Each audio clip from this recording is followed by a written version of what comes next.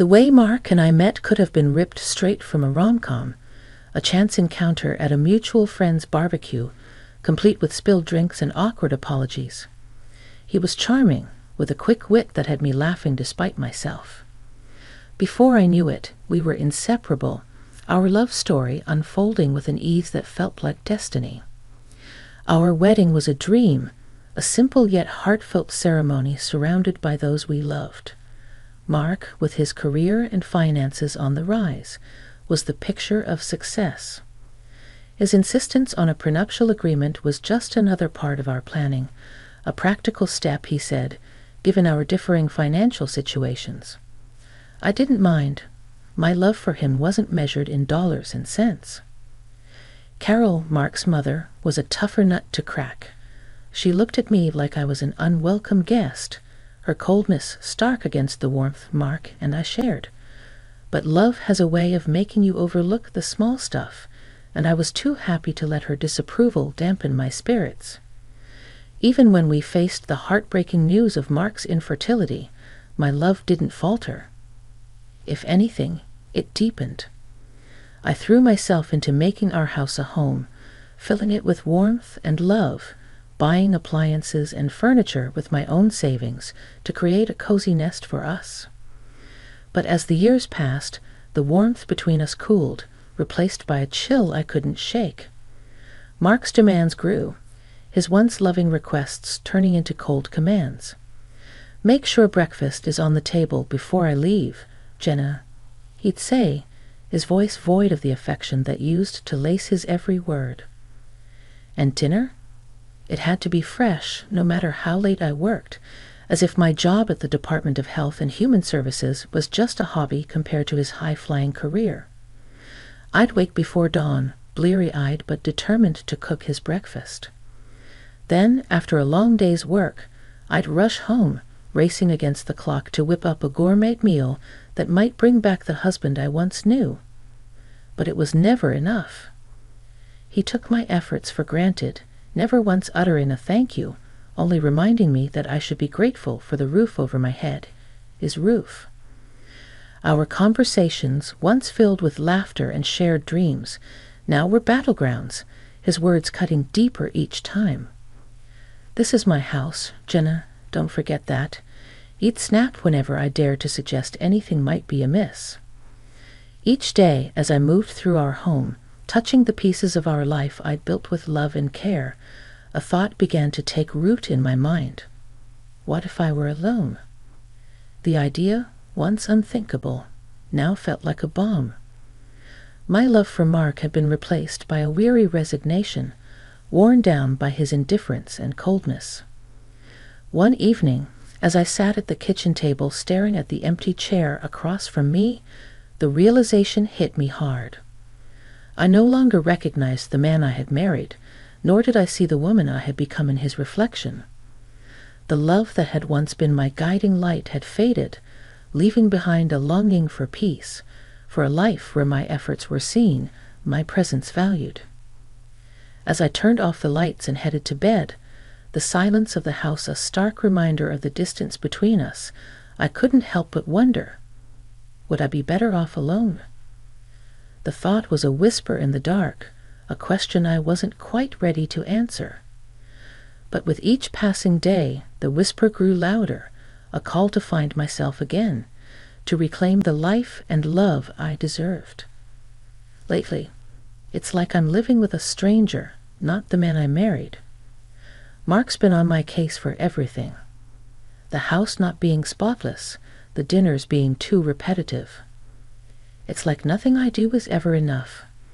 I've been finding solace in solo trips to the mall, picking out new furniture and gadgets for our home, trying to fill the void with material things. But even that joy is fleeting when I come home to his coldness. It hit me hard when I realized Mark hadn't put a single penny into our joint account for months. All the expenses, mortgage, utilities, groceries, have been coming out of my paycheck. So one evening, I decided it was time to confront him. I waited until he was settled in his armchair, flipping through the channels, and I brought it up, trying to keep my voice steady. "Mark, We need to talk about the finances. You haven't contributed to the joint account in months. I've been covering everything, I said, hoping for some understanding, maybe even an apology. He barely glanced at me, his eyes still on the TV. And it's my house, you're just living in it. Why should I pay for your keep? He shot back, his words sharp as knives. I couldn't believe what I was hearing. Your keep, Mark? I'm your wife, not some tenant. I've been paying for everything, trying to make this house a home for both of us, I argued, feeling my temper rise. He snorted, a sound that made my skin crawl. Look, Jenna, you're making a big deal out of nothing. If you don't like it, maybe you should just leave. But we both know you've got nowhere to go, he said, turning back to his show. I was seething, hurt, and angry, but before I could respond, his phone rang. It was his mother, Carol. Jenna, you need to stop this nonsense and start showing some gratitude. Mark's been too good to you, and here you are acting like a freeloader. Carol's voice was like a slap in the face. I was so shocked I barely managed to grab the phone and hang up. I can't believe you and your mother calling me a freeloader in my own home, I said, my voice shaking with emotion. Mark just shrugged, unfazed. Well, if the shoe fits. That night, I lay in bed staring at the ceiling, feeling more alone than ever. The thought of divorce crept into my mind again, more persistent this time. But where would I go? I had no apartment, no real savings of my own. I felt trapped in a life that no longer felt like mine, married to a man who saw me as nothing more than a burden. The next morning, I woke up to an empty bed and a heavy heart. As I made my way through the silent house, every room echoed with the remnants of last night's fight. I knew something had to change, but the fear of the unknown, of starting over from scratch, was paralyzing. Sitting at the kitchen table, sipping my coffee alone, I realized I had to make a decision. Do I stay in this loveless marriage, playing the role of the grateful freeloader, or do I take a leap into the unknown, hoping to land on my feet? The answer wasn't clear, but one thing was. I couldn't go on like this. The breaking point had been reached, and it was time to choose my path. That day at work was a marathon, one meeting after another, no end in sight. I glanced at the clock, knowing Mark would be fuming. Just my luck, I muttered under my breath, finally grabbing my phone to give him a heads up. The moment he picked up, I knew I was in for it. This is your problem, Jenna, not mine. You should have been here cooking dinner, not playing around at work. Mark's voice roared through the phone loud enough for the whole office to hear. My cheeks burned as I quickly ended the call, avoiding the curious glances from my colleagues. By the time I got home, it was late, way past our usual dinner time. The house was dark, silent, but the moment I stepped in, Mark was on me like a thunderstorm. Where have you been? A good wife would have had dinner waiting. What are you even good for? His words were like daggers, each one slicing through the last bit of patience I had. I was tired, emotionally drained, Mark. I had to work. You know how important this project is? I tried to explain, but it was like talking to a wall. A bad wife and a terrible hostess. That's what you are, he continued, his voice reaching a pitch I'd never heard before. You know what? I've had enough. Pack your things and get out of my house. I stood there, shocked, as he shoved the divorce papers in my hands. You'll be homeless without me, he said with a cruel laugh. Something inside me snapped. All the years of bending backward for him, trying to be the perfect wife, vanished.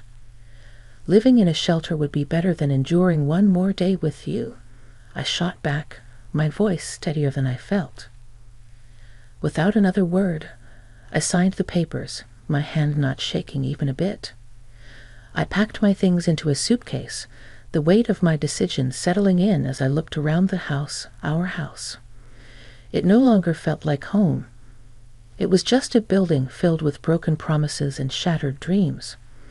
I booked a room at a nearby hotel, a temporary refuge from a storm.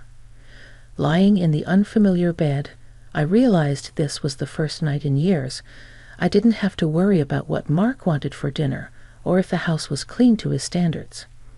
It was just me, and strangely, it felt like a weight had been lifted. The decision to leave was hard, maybe the hardest I've ever made, but as I drifted off to sleep, a part of me felt excited for what the future might hold. For the first time in a long time, I was in charge of my own destiny, no longer tied to someone who saw me as less. Tomorrow, I would start anew, and whatever challenges lay ahead, I was ready to face them head-on. After the whirlwind of leaving Mark and finding myself in a hotel room, the reality of my situation began to sink in. It wasn't long before I got a call that would have once sent me spiraling. It was Carol, Mark's mom, her voice dripping with something like glee. "Jenna dear," she practically sang into the phone. I just heard the wonderful news. "My boy has finally come to his senses and divorced you. I'm popping champagne tonight. It's a celebration, dear. He made a huge mistake marrying you, and now it's corrected." Her words meant to wound barely scratched the surface. I was past caring what Carol thought. "Time will tell, Carol." "Time will tell," I replied calmly, a sense of detachment washing over me. A week of navigating through my new reality had passed when I decided to open up to my boss about everything. The burden of pretending everything was fine was too heavy to bear alone.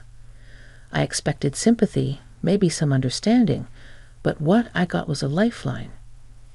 "Jenna, I'm so sorry you're going through this, but there might be something that can help," she said, her tone shifting from comfort to businesslike.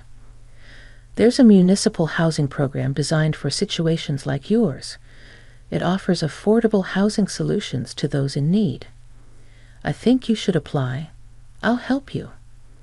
Her offer was a beacon of hope in the overwhelming darkness I'd been navigating. With her guidance, I applied for the program, and to my surprise, I was accepted. The relief was immediate.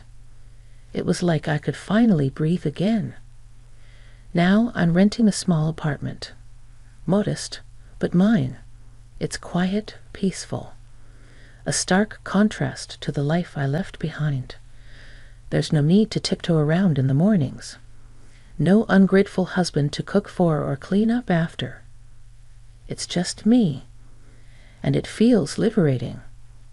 Sitting in my new living room surrounded by boxes yet to be unpacked, I couldn't help but reflect on the journey that led me here.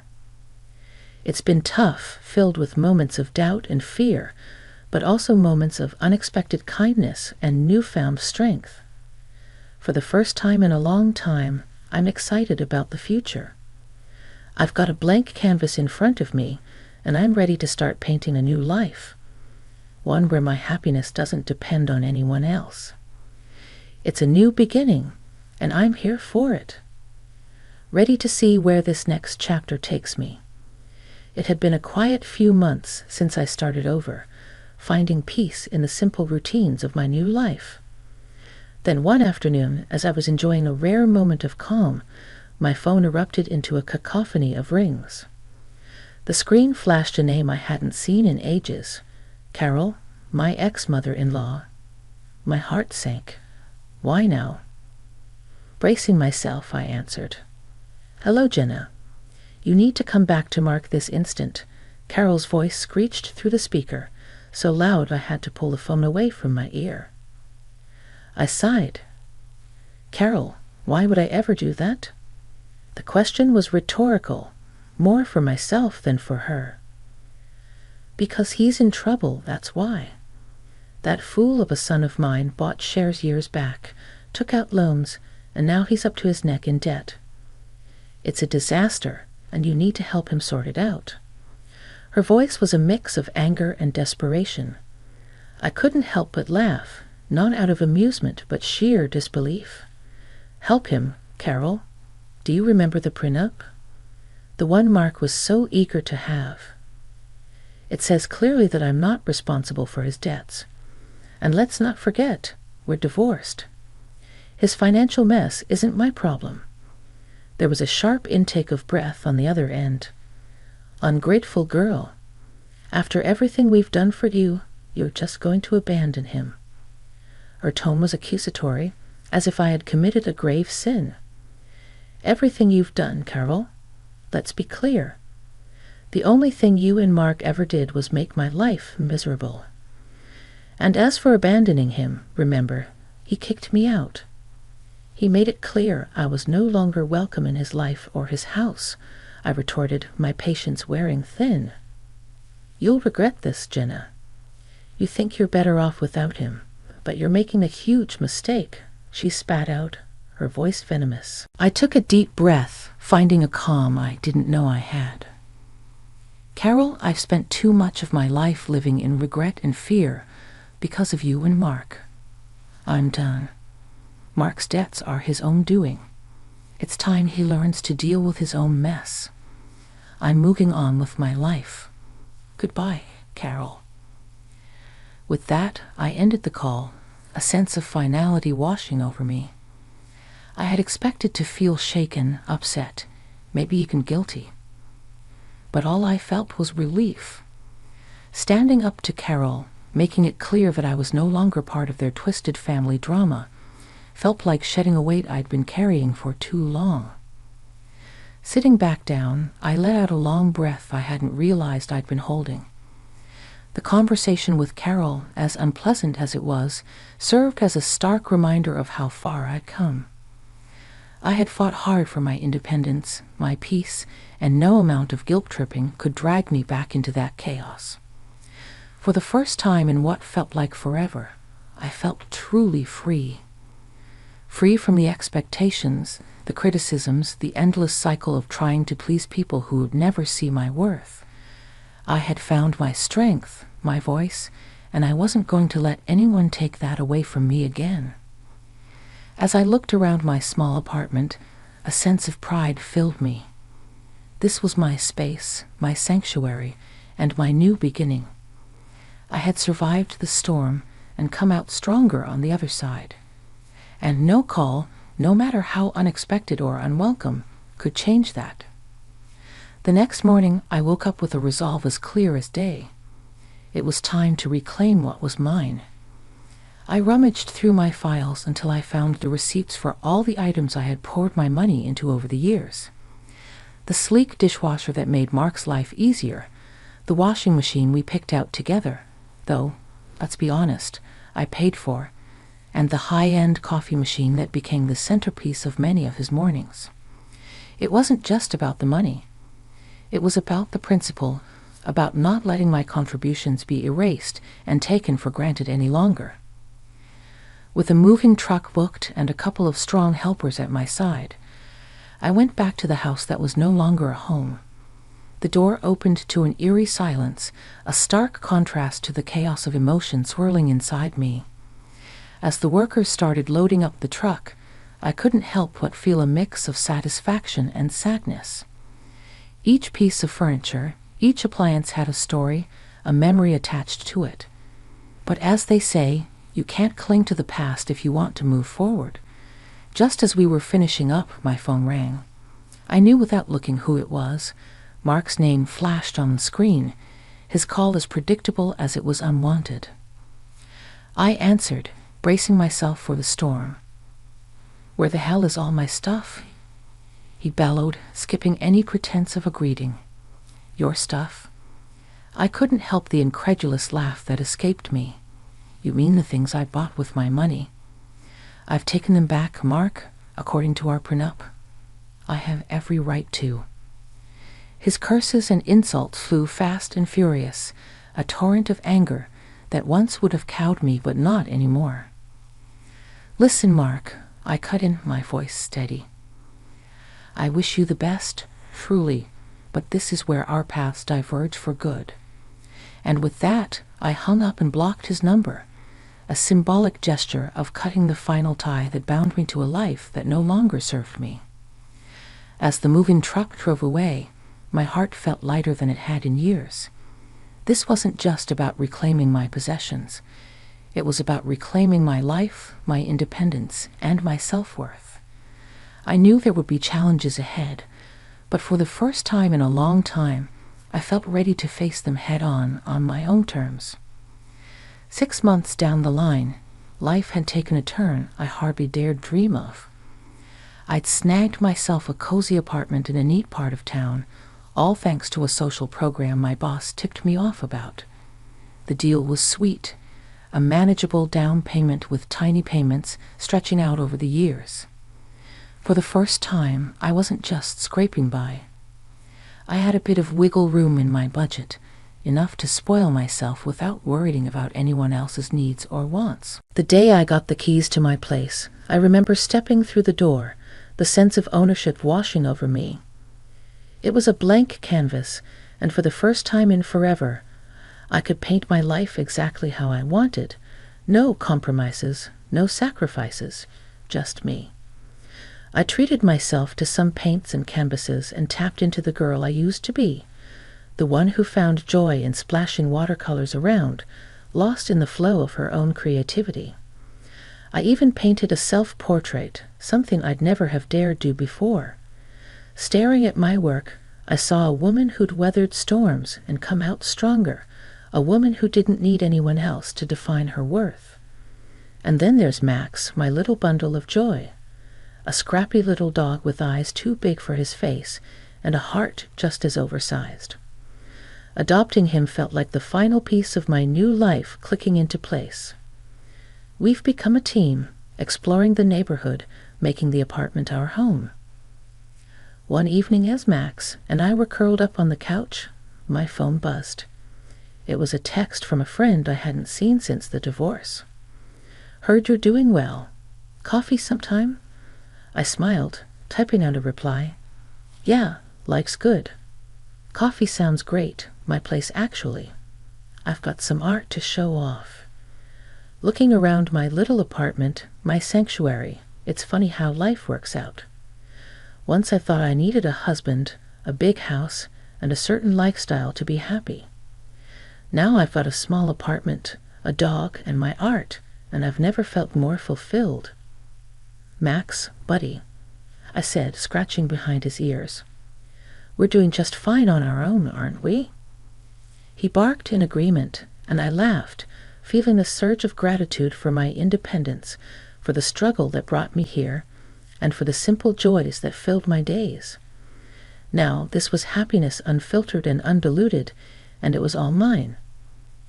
Life had taken a turn I could have never predicted. Just the other day, while having my morning coffee and scrolling through the news on my phone, I stumbled upon a headline that stopped me cold. My ex, Mark, had been declared bankrupt. His house, the one he was so proud of, the one he kicked me out of, had been sold off to cover his debts. Now he's back living with his mom, Carol. I couldn't help the small satisfied smile that crept up on my face. Breaking free from him was the best decision I ever made. These days, my mornings are spent wandering to the park with Max, my loyal little sidekick. The fresh air, the peaceful quiet. It's a far cry from the tense, stifling atmosphere of my old life. And it's not just the walks. I found a new passion that's breathed life into my world. Painting. I joined the local amateur artists club on a whim, thinking it'd be a casual hobby. But it quickly grew into something more. I started exhibiting my paintings at local shows, the vibrant colors and bold strokes a reflection of my newfound freedom and joy. At one of these exhibitions, my path crossed with someone unexpected. I was standing beside one of my pieces, a watercolor that I felt particularly proud of, when a man approached. He studied the painting with an intensity that made me curious. "That's quite beautiful," he said, nodding towards the canvas. "Did you paint this?" I couldn't hide my grin. "Yeah, I did. Thank you." We got to talking, and it turned out we had a lot in common. Before I knew it, we were sitting in a nearby cafe, chatting over coffee like old friends. He was easy to talk to, with a warmth and a sense of humor that I'd missed in my interactions for so long. He even bought my painting. "I want to see this first thing every morning," he said. "It's inspiring." That coffee turned into dinner a few days later, and then into walks in the park, Max trotting alongside us. He introduced me to his kids, two bright sparks who welcomed me with open arms and laughter. It felt natural, easy, like a piece of my life that had been missing without me even realizing it. One evening, after the kids had gone to bed and we were sitting on his porch, he turned to me. "You know, I'm really glad I bought that painting," he said, his voice soft in the twilight. I smiled, leaning my head on his shoulder. "Me too." It's funny how things work out. It got me thinking about how far I'd come from feeling trapped and hopeless to standing on the cusp of something beautiful, something new. I was free from the shadows of my past marriage, ready to dive into the future, whatever it might hold. As Max and I continued our morning walks, I found myself reflecting on the journey, the pain, the struggle. It all led me here, to a place of peace and potential. I was ready to embrace whatever came next, open-hearted and free. Life, it seems, has a way of surprising you, of turning the page when you least expect it. And as I walked, the sun breaking through the trees, I couldn't help but feel grateful for every twist, every turn that brought me here, ready for a new chapter. I stepped forward into the light.